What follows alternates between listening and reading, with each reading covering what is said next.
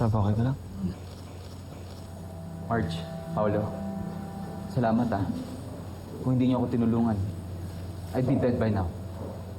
I'm just glad you're okay. Parang kapatid na rin kita. Hindi ko hayaan na may mangyari sa'yo. Gemma. Sir? Make sure na ma-news blackout ang nangyari today until matapos ang investigation. It could ruin the project kapag kumalat to. Okay, sir. Thank you. Thank you. Sir, maniwala kayo. Maayos namin iniwanan ng Karmatilya. Nakabreak kami kaya walang ibang tao ron. Hindi ko nga alam kung paano nahulog yung mga bakal na yun doon. Ano? Hindi kaya yung lalaki may gawa nito? Baka siya yung gustong manakit kay Edward.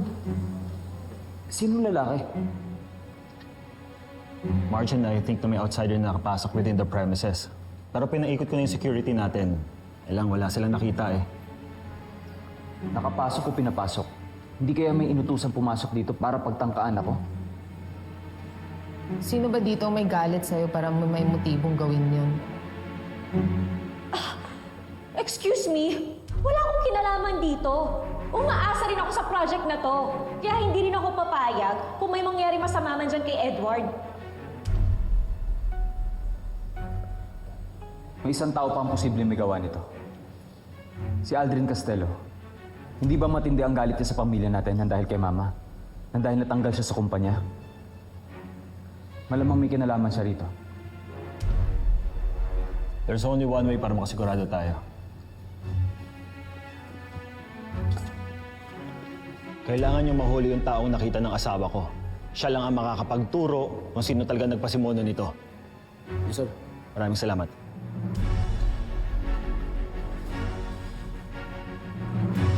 Tanggal.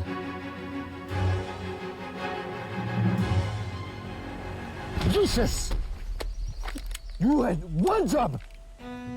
Sir, sa pagkakataon, sir. Pagbigyan niyo pa ako.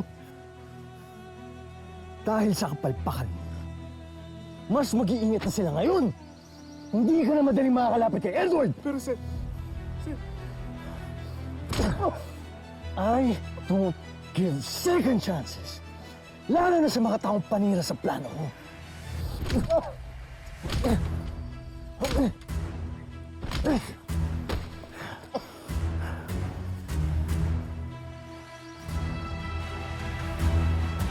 It's a good thing that you didn't get seriously injured. Hindi ko kakayanin kung napuruhan ka. Alam mo, isa lang naiisip ko may pakana nito Si Aldrin. Sigurado kong siyang nag-utos para pagtangkaan ka. Yan din po ang naiisip namin. Kaya pinapahanap ko na yung taong nag-attempt sa buhay mo, Edward. Kailangan lang natin ng solid proof or witness para mapahuli na natin yung Aldrin na yan.